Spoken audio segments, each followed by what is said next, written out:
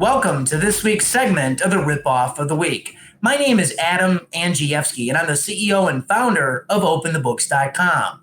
And you know our mission at OpenTheBooks.com. It's to post every dime online in real time, and it's to be able to follow the money so you can hold the political class accountable for tax and spend decisions. And last year, to that end, our auditors filed an incredible 40,000 Freedom of Information Act requests on nearly every single substantial public body in this entire country. So we successfully captured $6 trillion worth of federal, state, and local spending so you can hold that political class accountable. Today, on this week's segment of the Ripoff of the Week, we're going to begin the process again of holding Dr. Anthony Fauci accountable for his tax and spend decisions and for his public decisions. So thank you for joining this. We don't have it tied out, but we're going to raise questions and we're going to tie it out shortly in my column at Forbes. So before we get into this, I want to introduce my co-host, Tamara Colbert. Good evening, Adam. Thanks so much. We're going to get right into this. Dr. Fauci has been a kind of big public figure since the coronavirus, COVID-19 started. But how many, we know he's been everywhere, how many existing PR or public affairs officers does the federal government have on payroll right now at the National Institutes of Health? So overall, the federal government employs about 5,000 public affairs officers. But at the National Institutes of Health, they have a lot. It's a large PR public payroll. We took a look at that today, and the latest year available is fiscal year 2019. So it's a great question, Tamara. Here's the answer. They've got 80.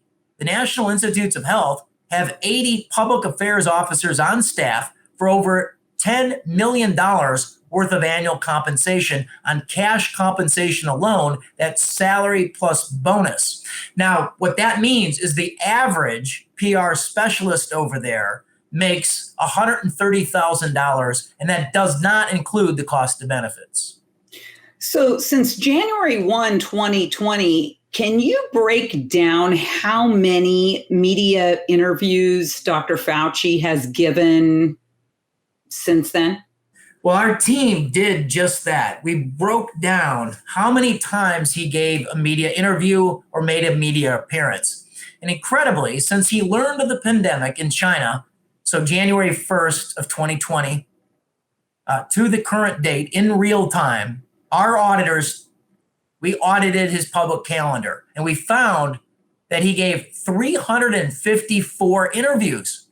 Wow. That's an incredible amount of time spent not following the science, but actually functioning as a public affairs officer. So there were media tours, though. Talk to us about some of that also happened during these time periods. That takes a lot of time. I know as a PR professional how much time that takes in preparation for any kind of a media interview.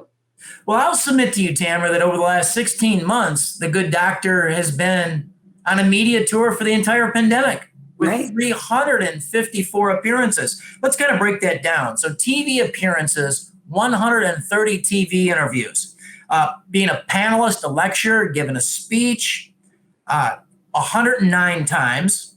Some of those included what we've showcased with Matthew McConaughey. He did other podcasts with people like in Hollywood, like Mark Zuckerberg, Jennifer Gardner. They made a media event out of Dr. Anthony Fauci's vaccination. Some of those have a public purpose, but we're going to get into the public policy concerns in a second. On the print and the web, he did 30 appearances. He did 50 press conferences, and we think that number is a little light. Many of the early press conferences with President Trump aren't actually in the database.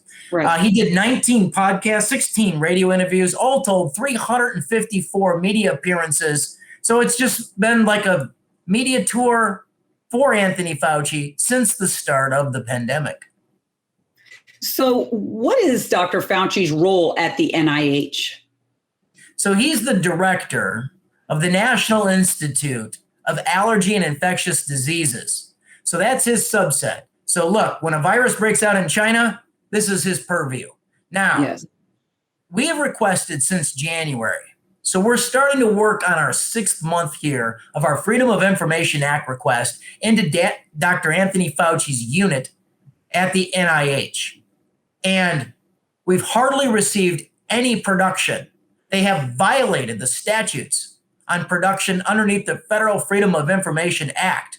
And we're serious about enforcing the FOIA law on Dr. Anthony Fauci's contracts, all of his conflicts of interest, and many other things that we've asked for. And they've produced little to nothing on our request for the past 5 months.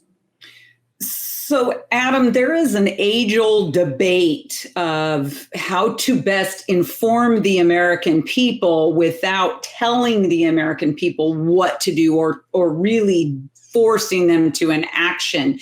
And that is the difference between public relations and propaganda. So in this plethora of outreach of external relations and press appointments for Dr. Fauci, is there a difference between PR and propaganda here? What have you found? Tamara, it's a great question, and you stated the stakes very well. This debate is more than 100 years old. It goes back to the Gillette Amendment, which is federal law from 1913, which actually barred a publicity man, the words from that statute. Right. The federal government, your tax dollars, is not supposed to fund a publicity man, somebody that gives propaganda versus providing government information to the people. The people aren't supposed to be told what to do by their administrative government officials. So we're going to analyze if experts and critics think that Dr. Fauci, did he cross the line? Those are the stakes. Wow. Where was Dr. Fauci wrong on any of the facts? Have the auditors that opened the books been looking at, he is a perfect study in this week he's telling you 1 mask, the next week he's saying no masks, and the week after that he's saying use 3 masks. So is Open the Books looking at what where he was wrong during the pandemic and his external communication? So it is a matter of public record of July of last summer when the White House and administration, some through Peter Navarro, published in an editorial at USA Today, where the administration outlined where they felt they had to battle Dr. Fauci on the core and salient issues of the pandemic. And one of those was on masks.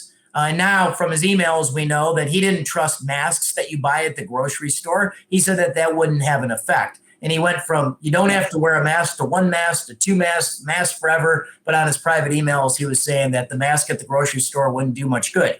The administration last summer also said that he battled them on China. Fauci was telling the public that the China virus was low risk. Well, meanwhile, obviously, we know that he didn't feel that was the case. Masks. The other fight within the administration was on hydroxychloroquine.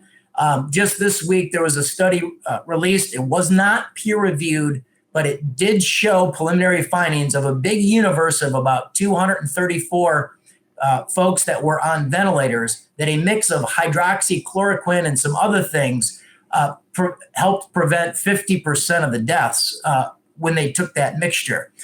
So he also battled the administration by saying last summer that a falling mortality rate didn't matter. And obviously, that's a huge part of the public concern. When the deaths and the mortality, when people aren't dying, then you don't have such a seriousness to your pandemic. Right. Well, Adam, I know that Open the Books has been working on all things pandemic related, where our auditors can investigate whether it's the money, who's receiving that. How, will this work with Dr. Fauci continue? And I think you had mentioned that what we're working on now is going to appear in your next Forbes article. Can you give us a sneak peek when that's going to happen? Well, we want to get this out, over the next 24 to 48 hours. We think this informs the public debate. It's not an easy issue to write about, and it's going to be a straight up piece where it's right on the facts, and the facts are going to tell the story. However, the good doctor is under a bit of heat, even from his own allies. Barnes and Noble, Amazon, they actually scrubbed their websites of his forthcoming book. He was already taking heat because he's publishing a book. The pandemic technically is still going on.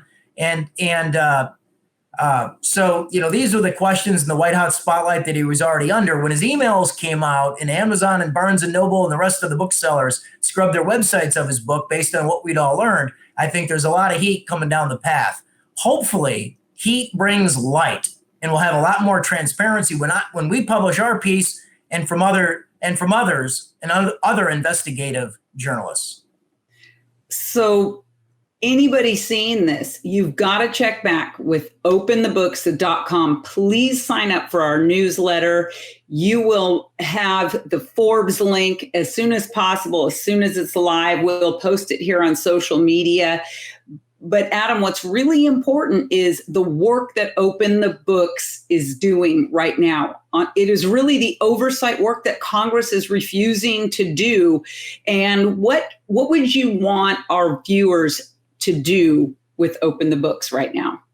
So right now, transparency is such a big issue in this country because all of Congress, they need a 72-hour timeout. They're trying to pass these massive bills on the topic of the day, whether it's infrastructure, whether it's anything. And nobody has time to even read the bills before they take the vote. And we don't have a democratic republic if our representatives in this republic don't have time to simply read the bills. And so it's key. Come to our website, sign our petition. That's the first step in bringing accountability. You can't make America great again unless you make America accountable again.